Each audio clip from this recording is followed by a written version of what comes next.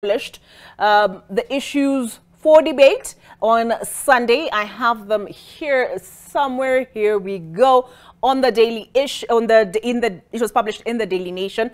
So there is the question of income tax, amendment of Section 2 of the Income Tax Act in the definition of winnings and inserts new definition of digital content monetization, immovable property person and related person, amendment of Section 4A of the Act, which relates to income from businesses where foreign exchange loss or gain may be realized, to provide that foreign exchange loss shall be deferred and claimed over a period of not more than 3 years from the date the loss was realized by a company whose gross interest paid or payable to a non-resident person exceeds 30% of the company's earnings before interest, taxes, depreciation, and amortization in any year of income. Amendment of Section 5 of the Act on Income from Employment to provide that club entrance and subscription fees disallowed against the employer's income shall be deemed as gains or profits, among other amendments. Amendment by insertion of Section 7B to include tax payable on the repatriated income. This, I think, is the next one is, I think, what has really gotten a lot of attention. Amendment of Section 12C to provide for a charge of turnover tax for businesses with a turnover of 500,000 but does not exceed 15 million. Amendment by insertion of Section 12F to introduce the digital asset tax payable by a personal income derived from the transfer or exchange of digital assets. We saw that on the front page. It was highlighted on the front page of the Standard. A proposed amendment to the first schedule of the Act to provide tax exemption for royalties paid to a non-resident person by a company undertaking the manufacture of human vaccines, interest paid to a resident person or non-resident person by a company undertaking the manufacture of human vaccines, investment income from a post-retirement medical fund, and payment in the form of funds transfer from a post-retirement medical fund to a medical insurance cover provider. Amendments to the third schedule, and it goes on. Let's scroll further down on VAT. Several amendments, including to remove from the zero-rated list inputs or raw material either produced locally or imported supplied to pharmaceutical manufacturers in Kenya for manufacturing medicaments, inputs and raw material, whether produced locally or imported, supplied to manufacturers of agricultural pest control products, agricultural pest control products, but in the same vein to provide an exemption of pharmaceutical substances for retail sale for medical, surgical, dental or veterinary purposes. The Tax Appeals Tribunal Act, the bill proposes to amend this act to streamline the process and timelines of resolving disputes and settling disputes out of the Tax Appeals Tribunal, to require a party who is aggrieved by a tax decision to pay a deposit of at least 20% of the disputed tax before filing an appeal. Again, this is an issue in contention. We have the Excise Duty Act. And I see here that amend first schedule part 1 to impose excise duty for various items such as imported fish, powdered juice, human hair, wigs, false beards. I thought it's only actors who do these false beards. Artificial nails, imported cement, imported cellular phones and imported paints, among others, and increase gambling taxes, gaming, betting, lotteries and prize completion from the current 7.5% to 20% of the amount wagered. And I had Raila Odinga say beauty is not a luxury, it employs many. I saw you also tweeted about it, Wanjiko, so we'll be getting into that shortly. Let me cross over to the other half of the page and get a sense of what the other issues are. And scrolling to the top here, let us see. We've talked about what is it called? Gambling and betting, that has increased from 7.5%. Let's see.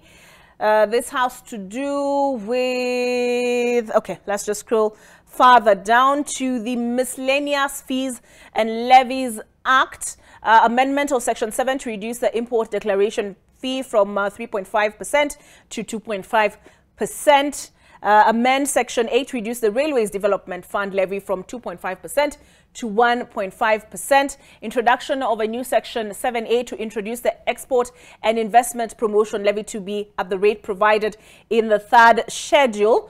And now the issue of housing and the 3%. Amend the Employment Act 2007 by inserting a new Section 31B to provide for the deductions of payments by employers and employees to the National Housing Development Fund established under, I lost my page, Housing Act at 3% of the employee's basic salary, providing benefits of an employee contributing to the fund. It also provides for the regulations that shall prescribe the qualifications. Let's see, anything else that is contentious that I have missed? I don't think so, but you have until this publication tells us until the 20th of May to submit your memoranda on the subject. So now let me invite and just get a general sense of what my panelists think of the Finance Bill 2023 before we get into the nitty-gritties. And I'll start with you, Wajiko. I saw you tweeted, and this is, when was this? This was on May the 5th. And you retweeted and responded also to a tweet by Julian Zabuko, who was telling us tonight on NTV Kenya between 8 and 9 p.m. a special edition of Business Redefined where we unpack the details of the Finance Bill 2023. You responded saying the Kenyan government through the Finance Bill 2023 proposes a raft of tax measures to finance the 2023 budget. Taxation of hair products is of particular interest for the many women entrepreneurs working in the sector. The gender analysis of these measures is therefore critical. Why a gender analysis?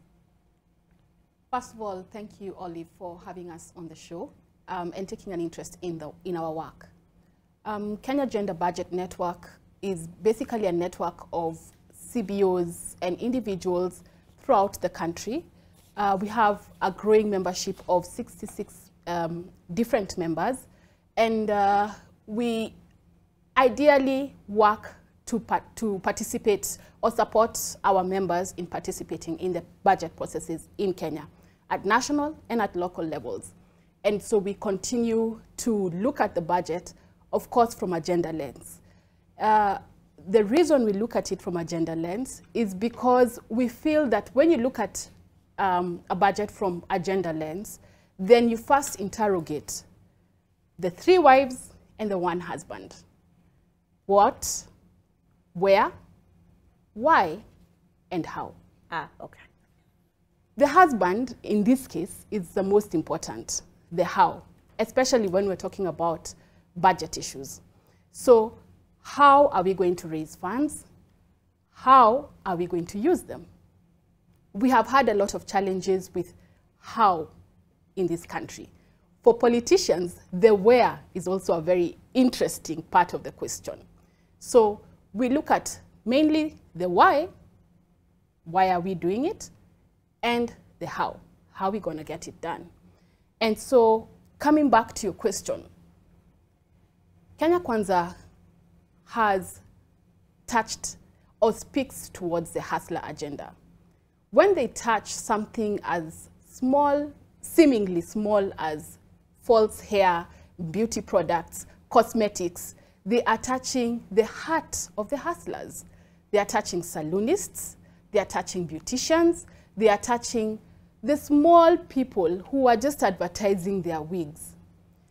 This budget is an interesting because it's like a rat. The rat bites, then blows, bites, then blows. So we have something that looks good, and then all of a sudden, when you finish reading the sentence, it's not as good as you thought it would be. So this budget for Kenya Kwanza, being their first finance bill, is difficult for hustlers, especially bearing in mind that you have to look at where we are as a country economically. We are coming from a spiral of COVID. We are coming from the whole Ukraine-Russia war that has affected the world.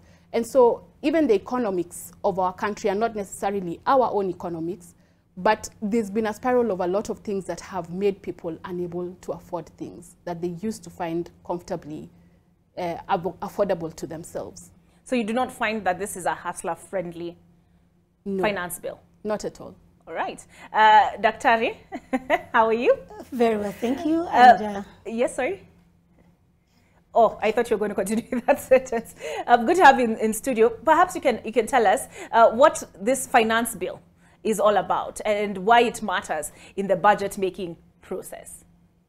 Yes, I think the finance bill, given the economic times that Kenya is and other countries in the world, where we have a lot of challenges, and for Kenya in particular, we have a large debt burden. The finance bill is very critical at this particular time. And I think the main interest of the government is to raise finances so that it can be able to have a lot of money and borrow less, or if possible not to borrow, so that it can be able to do the things that government is supposed to do. That has to do with the payment of civil servants and other development activities that the government undertakes. So as usual, all the governments depend on budgets to collect their revenue on taxes so that they have some money which they can use for development purposes and also to meet other government obligations. And when you look at this finance bill, I would agree that it is really not hustlers friendly, because to begin with, the government wants to expand that tax base. It wants to have more money to bring more people in the tax bracket so that it can be able to raise that much needed finances. Now, if the government doesn't raise money through taxation, the other option would be to reduce its costs so that the spending is less, and therefore they are able to use the funds that they have to do what they can do. So this budget is critical for government to have money in a time when we have a lot of borrowing and the debt burden is of great concern.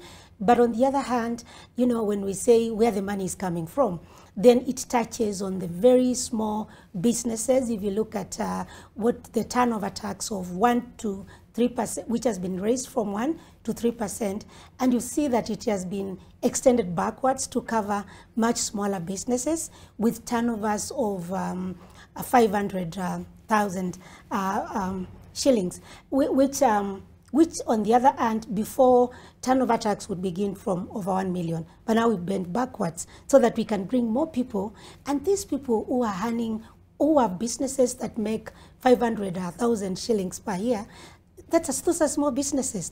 That is where the hustler is. So when the government taxes that, then it touches at the very heart of the hustler, where people are, you know, informal businesses, where majority of Kenyans are informed. And I would like to add, where 58% of informal businesses are women. So, and most of the businesses in Kenya are micro in nature. So when we do that, then it touches at the very heart of the hustler, that is artful. The other important thing is, if you look at this budget, it has, of course, brought in the value-added tax for fuel products, and yet we know that fuel is really the heart of the economy. You know, it's about transportation. Everybody is using transport. So when the VAT, you know, it goes up, when the government imposes VAT, we expect to see that in the pump price. If pump price goes up, it will be passed back to the passengers, to that common man who uses the matatu, who uses the buses, and all that. And also, we know that most of the production uses petroleum fuels. So that again means we would expect prices to go up. And that means we are not likely to see inflation being contained any sooner. And that is a concern for every hustler, for all of us as Kenyans. Yes. Interesting. I saw they were identifying you on the name tag as Irene. This is not Irene Otieno. This is Dr. Mary Mbithi, and she is Senior Lecturer of Economics, University of Nairobi, and also part of the Women's Hub. Women's Economic Empowerment Hub of University of Nairobi. Women's Economic Empowerment. And that's how she knows those statistics of 58%. Yes. Of informal businesses owned by women. Are owned by women. All right. I saw Anjiko cheering her on. Let's bring in Dr. Mercy Nabwire. She's coming to us from Eldoret. Civil servants have also had a lot to say on this Finance Bill 2023. But first, let's get your general sense. Thank you very much for inviting me to the show. So I'll talk about the Kenya Medical Practitioners, Pharmacists and Dentists Union, which is a union that represents doctors practicing in Kenya in both the public and private sectors of the economy.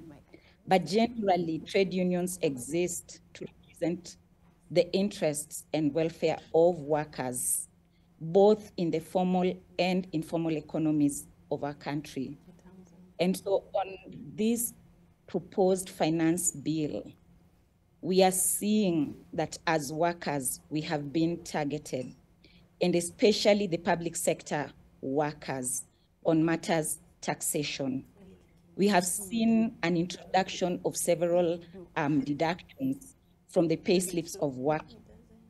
And all this is coming at a time when the country is experiencing, like when we are going through very harsh economic times, the cost of living is rising, the rate of inflation is rising, and we know that workers deserve decent wages and fair remuneration. Workers are the ones who run and build an economy, because a worker has to wake up in the morning to go and work in a hospital, to go and work in a factory, to go to the market. Economy basically run by workers, and workers are deserving of fair remuneration. And it is, when I talk about fair remuneration, what do I mean? I mean that you need to be paid wages or salaries that can sustain your lifestyle over, consistently. And for these to happen, it means that salaries, wages that workers get should always be commensurate to the existing economic situation in a country. But over the years, we've seen that despite the GDP growing, despite the rates of inflation going up, salaries have consistently lagged behind. And this continuously erodes the purchasing power of workers.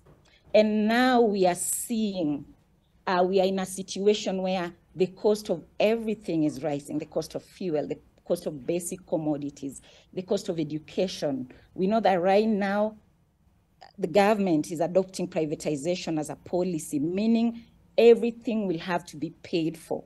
But what are we seeing the government doing on the other hand? They are going after the workers' pay slips. They are raiding it. We are seeing increments in deductions of National Hospital Insurance Fund to the tune of almost 3% of the gross earnings. We are seeing the housing levy introduced unconstitutionally against the Employment Act, but workers are going to be forced to pay these monies. We are seeing an increment. We saw like an increment in the NSSF. So basically at the end of the day, a worker from their payslip will take home 42%, 48% of their earnings, and 52% remain with government in terms of deductions. But what is this basically going to do to the worker? This is going to erode their purchasing power. And so we are looking at the proposed finance bill as a way that the workers are consistently being pushed into poverty against their will. And as workers in this country, we are resisting this because we have not been consulted, and the law is quite clear on how salaries are to be handled, that a worker's salary cannot be raided, cannot be deducted unless the worker has been consulted. And there exists mechanisms of consultation, mechanisms of, dialogue between the various social partners in the country, that is government, employers, and workers' representatives. This has not taken place. This has not happened. We just woke up one day and we are being told that your pay slips, like once this bill goes through, now this is what you'll have to face as workers, and you have to contend with it despite the rising cost of living. We are feeling bullied into poverty. We are feeling, that our voice, our, space in terms of democracy is shrinking by the day. And we are calling upon government to use the existing mechanisms of social dialogue that exist to engage workers so that we can agree on how this economy that is run by workers can effectively serve and meet the needs of workers in this country. So that is our position as public sector workers, and we are putting the government on notice on this matter that we are not going to accept this raid on our meager earnings. We have not seen salaries being increased, and we are staring at poverty even as we face these harsh economic times. Okay.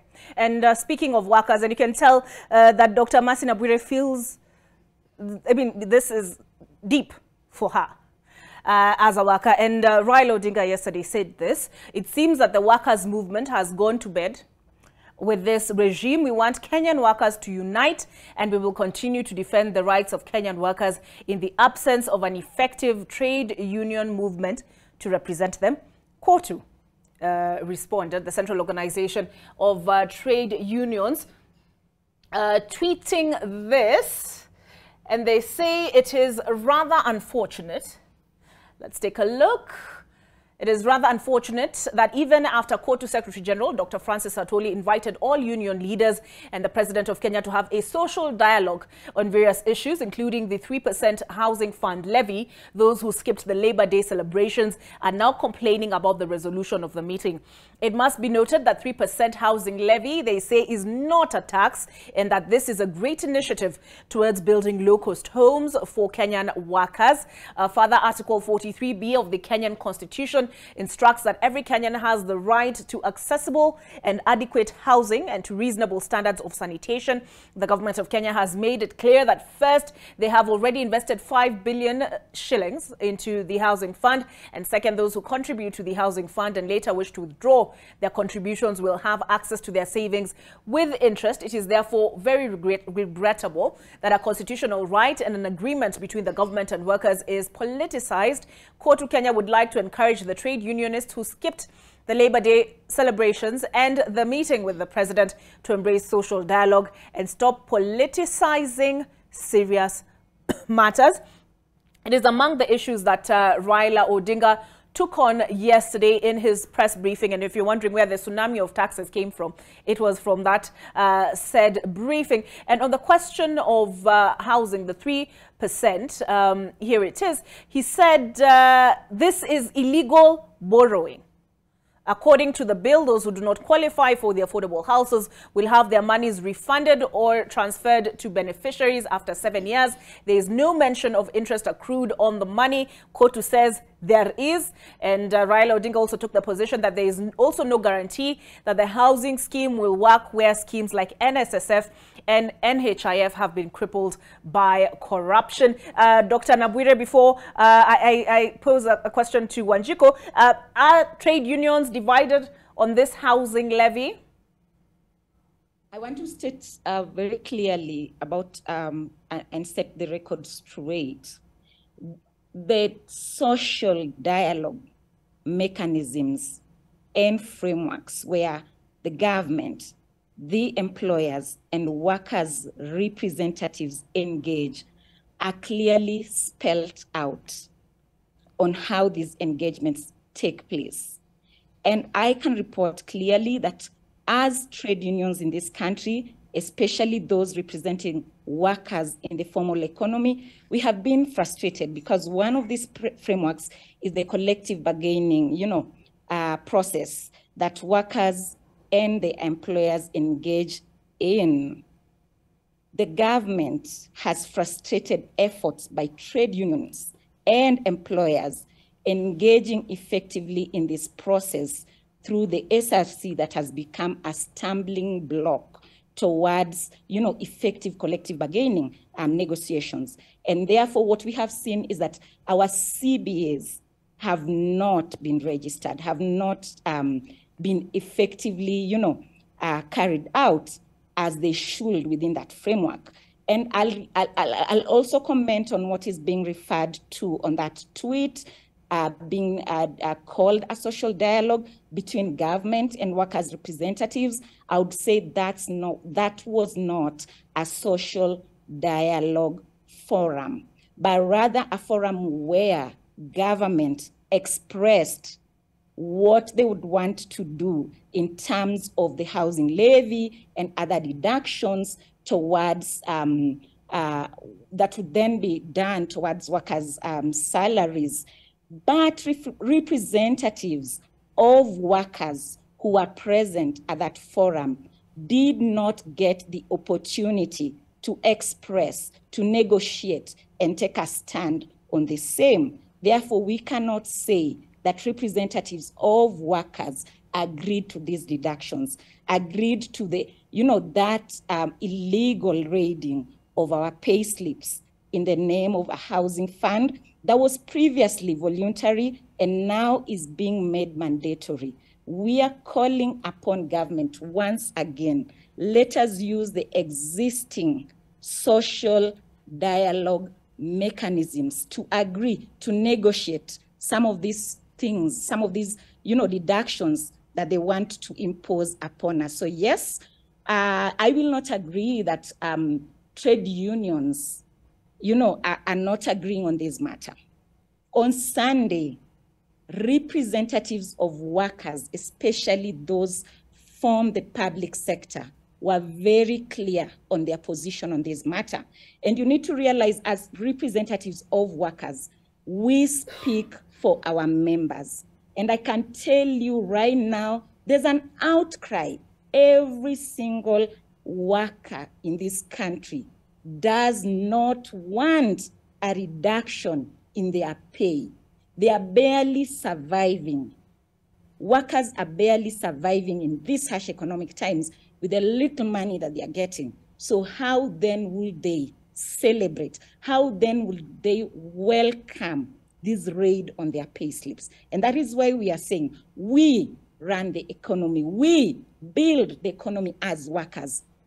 Call upon government to engage us. We call upon government to engage employers. Some of those proposed, some of those taxes that have been proposed are going to really have a great impact on the levels of employment in this country, on the willingness to work. And therefore, our position as representatives of workers is to reject the proposals, and we reject it in totality, and we are going to petition Parliament to reject those proposals and engage representatives of workers in the proper frameworks of social dialogue. All right, thank you for that. Sorry, I needed to get that clarity because clearly that is a divisive issue. We take a break, but we come back with my panelists in studio, and that is Wanjiku Kimani as well as Dr. Mary Mbithi. And I'm looking at a headline from a couple of days back, Daily Nation, and there were some winners, businesses and consumers. The annual inflation adjustment repealed. Employees offered company shares by a startup will not pay tax immediately. 16% VAT exemption on exported services. Households and farmers, 16% VAT exemption on LPG and fertilizers. To you, is it a fair trade? On the other side of this break.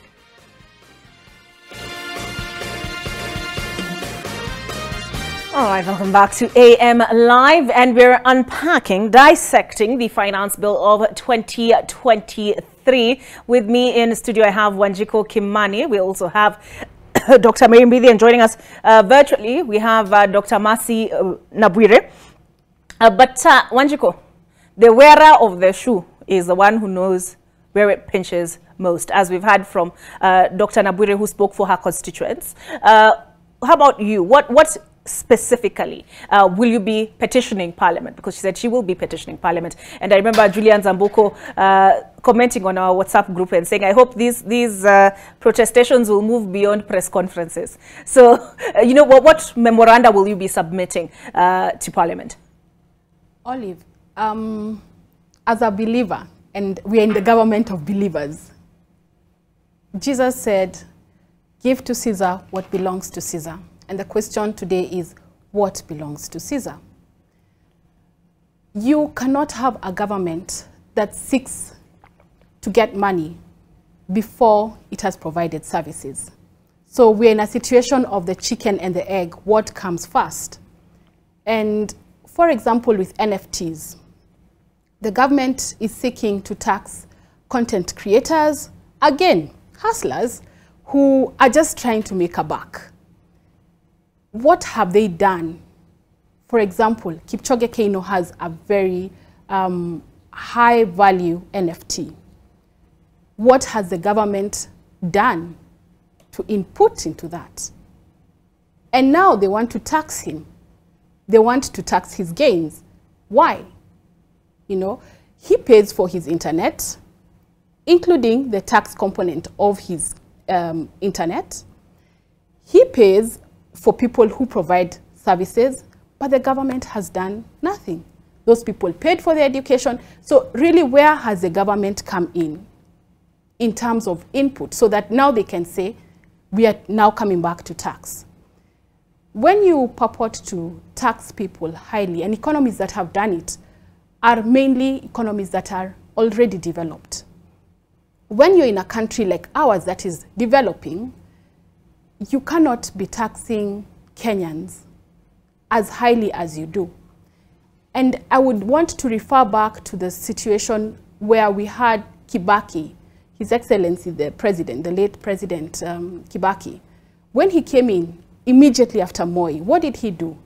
He took up the approach of having a balanced budget, so that we did not borrow for at least the first year. And I think in history, I think that may have been the first time that was ever done, that a country only spent what it had collected. And he took the approach of having a balanced budget, so that he allowed himself and his team that was new, similar to what Kenya Kwanza is having, to study the economic environment, study what is exactly happening, where are we at. It is clear that, you know, the powers that be today, the current regime, came into books that they were not very clear about. When you have the Honorable Deputy President saying that they only found 93 million in the coffers, they were not clear about the position of Kenya economically. And so they would have taken time to study where we are at. What projects do we have? What is ongoing? What can we stop? Again, from a gender perspective, Olive, when you get into a house, you do not get into a house and begin building projects immediately. You get into a house and you study what is in that house. What do you need to improve? What can you stop? And what are the projects that we have that we are attempting to get to? For economicians and economists, the ideal would be that we look at where we are and take stock of where we are as a country relative to even international, international atmosphere economically. So my proposal would be that we stop the projects. For example, stop all projects. We do not need to be spending right now. If you're broke in your house today, you don't go buying a car. You do not go building houses. You first stop and do what is absolutely necessary, what you must spend on. So stop the projects, take stock of where we are, take stock of how much has been paid out, take stock of what more we need, the how, remember. And then take stock of the people and how can you raise funds to complete these projects. And yes, that is radical. Kenya Kwanza has come with a lot of radical things, and I'm sure even by the time they were putting out the finance bill, that you know, they were expecting the backlash from the people, because they are not also immune to the situation on the ground. They have employed people, they have relatives. You look at the government spending. The government employs about 800,000 people. And with that, they control about a third of the economy. We have the doctors on show. We have the lecturers on show, and they are complaining.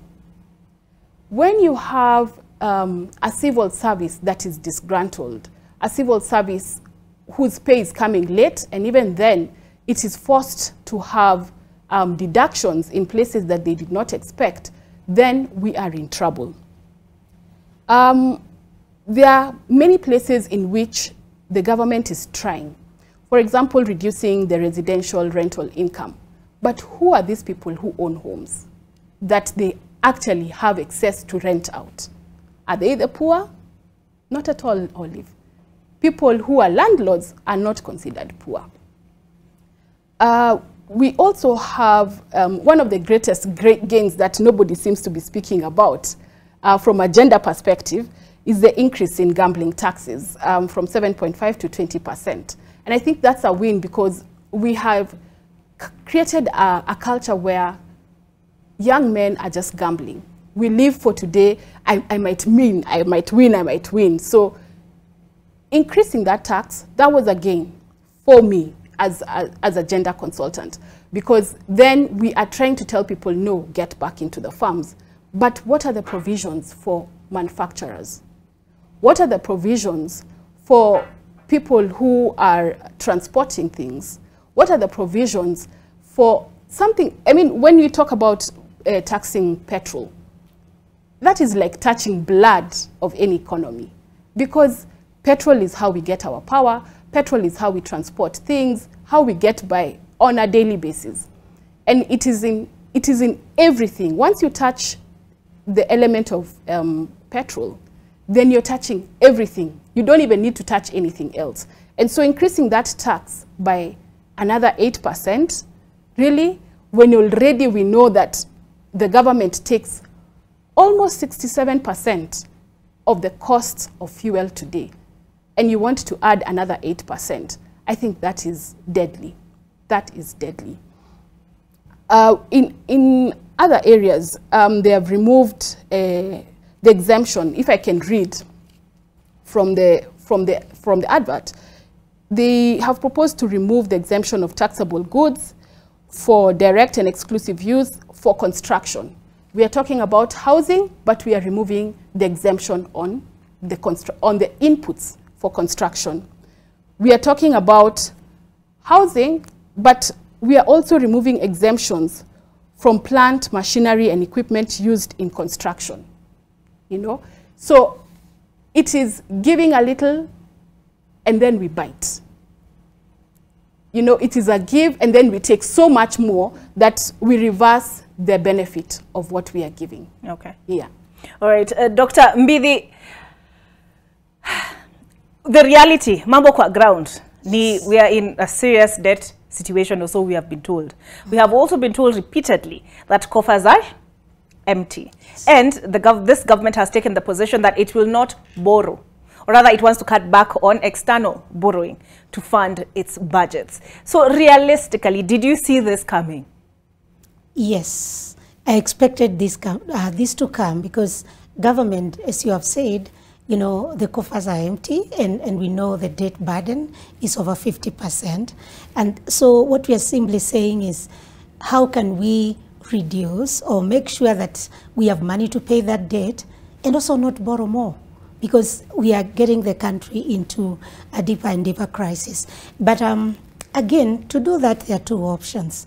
One option, of course, is to reduce expenditure, just what Wanjiku has explained, so that we don't use a lot of money. We cut down on our spending. We use austerity measures in different areas where government can, and if possible, to maintain the development projects which are important for the country to move forward. So if government doesn't do that, or even if it would do that, it would still need more money to pay the debt. So I expected to see, you know, some action towards broadening, bringing more people into the tax bracket so that government can have more money to pay the taxes. But again, are those not the digital content creators? Who else has been? Yes, for me, when you talk about digital creators, they are in business.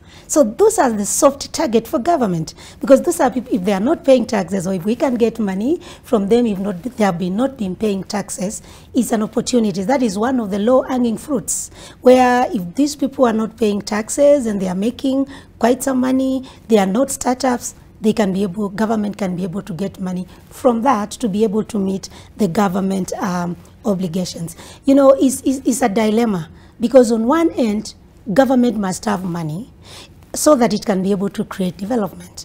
But the other point is, and I think Wanjiku has spoken to that, when this money has been collected, it will depend on whether it will, for it to cause development, it will depend on where it has been invested, what government has used it for. For example, if the government will use it for infrastructure and other support mechanisms that create, development, then we are likely to see the economy doing well. So those are some of the concerns. And one of the key concerns is when the government is trying to broaden the tax base to have money, the key concern comes some of the things that are being taxed. You know, we know government will tax. We expect to see government taxing, but the point is some of the areas which are being taxed will have more impact in the economy because they have a much multiplier impact. For example, if you tax those very small income earners or those certain sectors, for example, I see the money transfer through cellular phones, excise duty has been increased from 12%, is proposed to increase from 12% to 15%. This is one of the instruments that we are using currently to do a lot of transactions. Somebody in the countryside, people in the city, they can easily be able to do a lot of transactions. So when you look at that, you realize that could be a soft target again for government, because many people are using, we are transferring lots of money through cellular phones. But what does it do? It increases the cost. And that means even the little amounts of money that we transfer will be taxed. And as we know, the economy is not doing well. And because the economy is not doing well, it means more money, less disposable income for people. When the taxes go up, it means the monies that remain to somebody to do other investments or for consumption or to buy goods and to create demand in the economy will go down. If the disposable income goes down or the monies that people have to spend goes down, we will also see this in the economy. Because what it means is if people do not have a lot of money to spend, for example, we've heard about taxes on income for the housing scheme, which in my view, I would call a forced saving. Because for the ones who are not interested in houses, because the proposals are very clear. Those who are not interested in the housing or those who do not qualify will get the money after 7 years. But are really people being, forced to save, can it be voluntary? So when those deductions take place, again, what we are saying is the monies that remain, the disposable income, and we know salaries are not high in Kenya. For example, you can ask ourselves, how many people in Kenya are earning more than 100,000 per month? They are not that many. So if deductions which are there, pay as you earn, and we all go on and remove 3%, the cost may look interesting. But at the end of the day, we are leaving little and little money in the hands of the workers, hands of people. And that means then they consume less. Therefore, there is less demand. And when there is less demand, there is less production, because the farms or the companies are producing to sell. So if people do not have money to buy those goods, then there will be less production, and we are likely to see an impact in the economy. On the other hand, the monies government uses, collects through taxes, if it will be used to stimulate economic activities that create employment, that create opportunities, then it can also be a source of development. Now, let me add that from the Women Economic Empowerment Hub, we do believe that when a woman is empowered, it's not only for herself, but it is for the household, it is for the county, it is for the government. Because when a woman has income, that income benefits the family, and it's the one that contributes, put together with the rest of the earnings in the economy, will contribute to better GDP. So from the Women's Economic Empowerment Hub, first we will appreciate that the VAT on liquefied petroleum gas has been exempted, because we know that is one of the key concerns for women, because women are much more involved in cooking and carrying out household activities. That is good for the women as they do their work of cooking, household, but also we know it is good for the household. And we know it is good because currently we are talking of all the measures to mitigate climate change. And so that will encourage more use of liquefied gas. That is better than wood and other fuels that would lead to climate change. Also, we will appreciate those exemptions in the agricultural sector, the pesticides and the inputs and so on. Because again, here we know that when we have majority of women who are involved in the agricultural sector, in the farming business itself. So in a way, they'll benefit from such exemptions, even if it's not in a great scale. Because again, we know women in those sectors are in the bottom end. They are not the ones having big farms where they would benefit greatly from any subsidies or any benefits that come with such provisions. So we would really appreciate that. But on the other hand, we will note that when government provides exemption on liquefied petroleum gas, on the other hand, petroleum products taxes have gone up. So what has it done? It's just what Wanjiku has said, giving in one hand and removing in the other hand, because we know petroleum touches in all the sectors of economy, and that will impact not only in production itself, but also literally in all the sectors of the economy. All right, and I'll come back to you after I hear from Dr. Nabwire on this, because this quote has really been bandied about a lot in this period, right? And this is Winston Churchill quoted as saying, "Can a people tax themselves into prosperity? Can a man stand in a bucket and lift himself up by the handle?" Because there are those who argue that actually cutting back on taxes could actually spur the economy, a revival of the economy. But Dr. Nabwire, there's something that has been raised by Dr. Mary Mbithi, and that is forced savings. The Kenya Kwanza administration says, President William Ruto has repeatedly stated that as it is like the NSSF, the way it's set up, if you are to retire today, how much can you really survive on the amounts you'd have saved? So he says there is a necessity that we inculcate a savings culture. What do you say to the argument that feel the pinch today and for a better tomorrow? Thank you very much, Oli, for that. So I would want to support what Dr. Mbithi has said. Forced savings, probably a good idea. Timing, very bad. Very, very bad timing for such a good idea. And why am I saying that the timing is bad? Why would you force somebody to save for latter years while they are barely surviving at this time, where they are barely making ends meet at this time? I talked about the takeaway home, like take home salaries for workers. And if these deductions are effected as they are, workers will be taking home 48% of their pay. Dr. Mbithi has talked about what then the effect of that on the economy. And therefore, you cannot be asking me right now to take a pay cut for a future or old age that I'm not sure about. And this really takes me on to the point that I really wanted to emphasize on this show.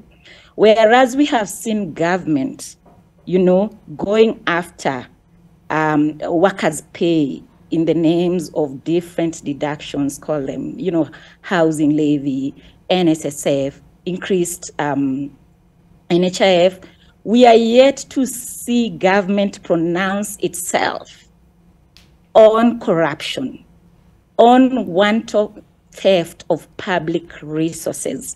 We live in this country. We are aware of all the corruption, of the scandals that we wake up to every morning. Let's talk about NSSF. How many people are able to access their savings from NSSF?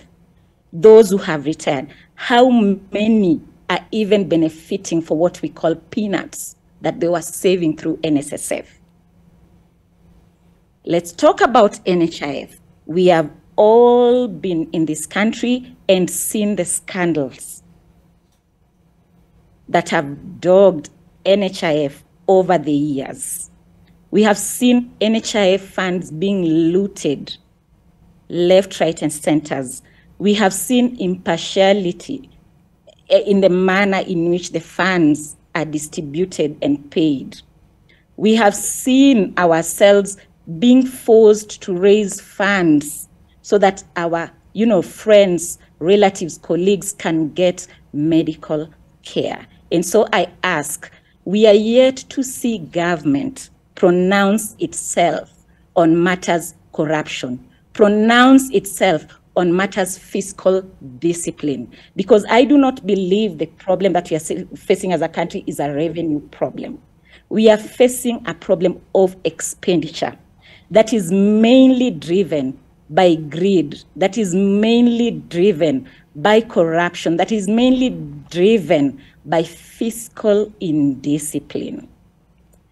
We have been told several times that there's a lot of wastage in government. We are yet to see government pronounce itself on the same matter. We are yet to see. Right now, all we hear is that the government is broke, there's no money.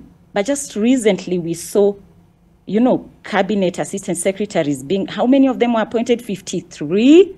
And that's an increased wage bill for a government that is clearly claiming not to be having funds, and yet they have funds to hire more people and increase the wage bill. I don't think we are being honest as a people. And therefore, even when we talk about retirement, where are these funds going to be kept? If the little funds have not been accounted for, as a worker who is expected to contribute to that fund, where is the guarantee that in those 7 years' time, I'll be able to access my money, I'll be able to, even have that house that has been promised? I mean, affordable housing is not something new that we are hearing about for the very first time, And when you talk about taxes, what all the other panelists have said, give with one hand, the government is giving with one hand and taking with the other hand. One of the provisions of accessing that money at the end of 7 years is that you can access your savings. Unfortunately, these will be treated to, income taxation, meaning that despite those savings, you will still have to pay more taxes on that money in the event that you opt to take your money and use it or invest it in something else. And therefore, I will echo the words of Winston Churchill. A nation cannot tax itself into prosperity. Dr. Mbide, as an economist, knows how a nation can prosper, but it's not through taxing its citizens, especially when we cannot see the value of those taxes, especially when we are unable to access services that should have been guaranteed by our taxes. Look at the education sector in the country, look at the healthcare sector in the country, look at the energy sector in the country. Everything. Kenyans have to pay for literally everything in this country. You have to pay for education, you have to pay for healthcare, you have to pay for water, you have to pay for energy, and very soon we'll have to pay for the oxygen that we are breathing, and really it's a wake-up call to every Kenyan. We need to take these things seriously. But as workers, I'll reiterate that we are not taking this lying down. We are saying no, we are not going to be bullied into poverty. All right. We are going to work. We are committed to working for it. We are committed to seeing a robust, economy. but we are saying not on our sweat and blood while the money is being wasted through, you know, dubious, corrupt deals and everything. We just want to be engaged in these conversations. We want to be part of the solution. We want to be part of the conversations, especially where our livelihoods are being, you know, touched. And we know that we can offer solutions that are lasting, and we'll see our economy grow and be what we'd really like it to be. Yeah. All right, thank you for that submission, Dr. Nabwire. You know, when she was speaking, I was like, maybe she should consider taking to the pulpit, because she was speaking, I was like, yes, amen. Speaking as a worker. But Wanjiku, you wanted to, sorry, and while Dr. Mbidi was making her submission as well as Dr. Nabwire, I came across a tweet, somebody responding to Julian's Amboko on Twitter, and they take the same they have the same POV point of view. My points, and this is one Mumbi, she says, my points will be housing levy, the stagnant wages and high cost of living that led to its non-implementation under Uhuru are yet to be remedied, and it isn't clear how this housing levy fund will be safeguarded and administered. All right, so she says that is what she will be, that is how she will be, rather this is the argument or the position she will take in her comments to the National Assembly on the Finance Bill 2023. So we need to start winding down now. What message do you want to leave us with, Wanjiku, as the Kenya, where is it? Gender budget. Yes, Kenya Gender Budget Network. Number one, I think it's time in this country that we took a gender budgeting approach. And that should start really at the budget policy level, where when the minister pronounces himself on the budget policy statement, one of the key things that we need to have on that statement is that budgets must be gendered. They must be gendered, and they must take a gender-responsive approach so that we are not just budgeting, but there is some structure. Remember when I started, I said the how is the most important aspect. And Daktari was just talking about it, that how are we going to implement these things? We have the housing scheme, and maybe I can retract and start with the Hustler Fund. We all know that when you pick a Hustler Fund loan, that there's some element of forced savings. Where are those funds? Olive, if I wanted to use those funds maybe as a security, can I access them? Can I be able to say that this is how much I have been borrowing from Hustler Fund, and this is how much I have saved, and can I access it even to capitate my business, you know? And that is the problem that we are facing. We have no structures. We've pronounced ourselves on things, but we have no structures for implementation. And so it leaves a very big lacuna for things like corruption. Because now the government will find itself with all this money, but the way in which it should be done, the how it should be done, by whom it should be done, is not clear. It's not defined. It's just that we are going to get this money. So the how must be tackled. And the government, you know, many people my age, and I'm sure I look very young, went to public schools. In our day, we went to government hospitals, and services were provided. But today, people are actually dying in their homes because they cannot afford healthcare. And that's tragic. And so for the government to again tell us, in addition to all the fundraisings and mchangas that we have to participate in, we are going to take 35% from your salary, and as Daktari is saying, we will leave you with only 48% to do everything else. I mean, I think that is radically unfair. It is inconsiderate, it is ill-timed, and it is wrong, morally wrong. What will happen is that we will now allow for a black market to thrive, because then I don't have to advertise my services, but I can tell Olive, to tell whoever, to tell the next person that I make nails, I bring in hair, I content create. you know, and with the internet as it is, I can actually become a pseudonym. I earn a lot of money, but you can never catch me, you know. And that is counterproductive for what the government is aiming to get at. It is aiming to collect taxes. I think they also need to have people who have not been in the system. They need to have a youthful council or group of people who can advise them, because I think they are going for measures that are just ordinary. They have not thought out of the box. For example, climate change is a really big thing today, and there is a lot of money around climate change. I have not seen any measures that the government is taking to take advantage of the funds that are available for climate change. Well, to be fair, President William Ruto has taken that fight to the international community. Yes. How much money has that brought back? They're working on it? You see? Structures. We go back to structures. So there's a lot of money for that. I mean, we would be looking at billions, if not trillions. And that is what they're seeking to tap into. Yes. But the structures, even when they tap into that, where are the structures? Okay, when you say structures, what do you mean? They will get that money. For example, he's done a lot of diplomatic work in terms of the climate change conversation. Yeah.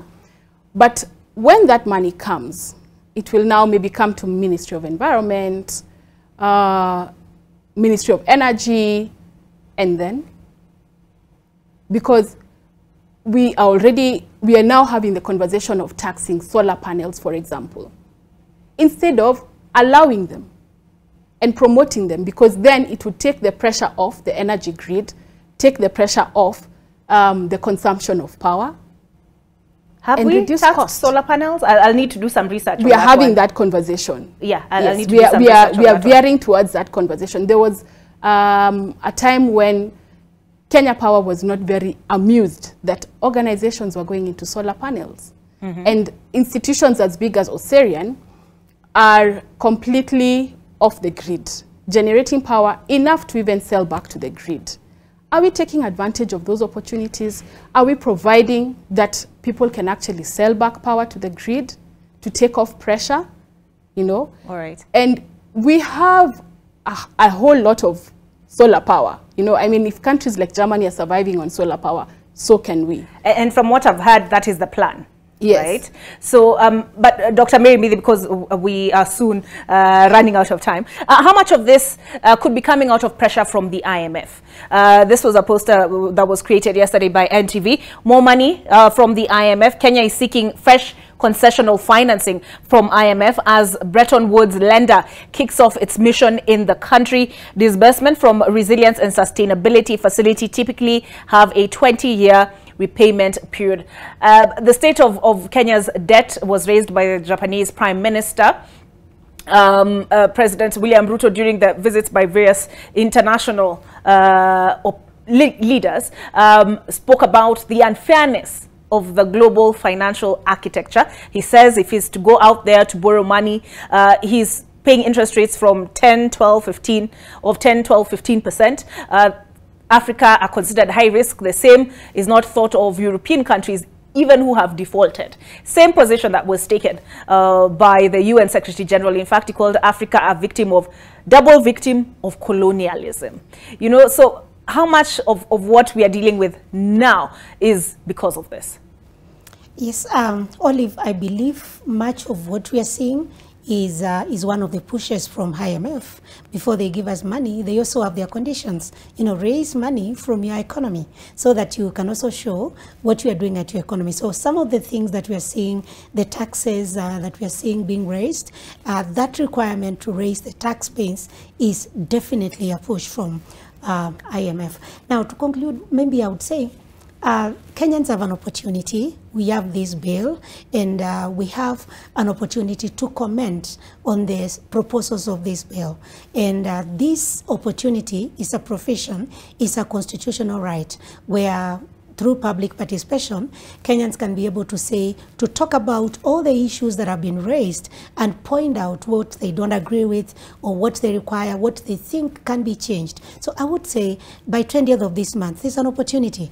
And I would say that Kenyans should take that opportunity and say, we don't like the 3% tax on the housing, or we don't want this on fuel. Let Kenyans make submissions on those areas that they require to change. That message should be passed out. It's a constitutional right, and I think it can create a change. It can influence, those that are making decisions and the parliamentarians as they decide on to pass the bill or not. So there's an opportunity. Some of the things we are seeing, let us, all of us, even the media, pass that information for people to, give in their submissions. Thank you. All right, and I'll end on that note. Dr. Mbidi, you seem to have a lot of confidence in our parliamentarians, because in my mind I was wondering, will this just be pro forma, that will make a lot of noise, but this thing essentially is done and dusted. So I want to thank my panelists this morning: Wanjiko Kimani, Executive Committee Member, Kenya Gender Budget Network; Dr. Mercy Nabwire, who's joined us virtually from Eldoret this morning, as well as Dr. Mary Mbidi, Senior Lecturer of Economics, University of Nairobi. Thank you so very much, ladies, for braving the rain to be here with us and provide your insight. This is part of the public participation process. We are educating ourselves, we are debating the issues so that we can come to a clear understanding of the contents of the Finance Bill 2023. My name is Olive Burrows. Thank you for joining us. Good morning.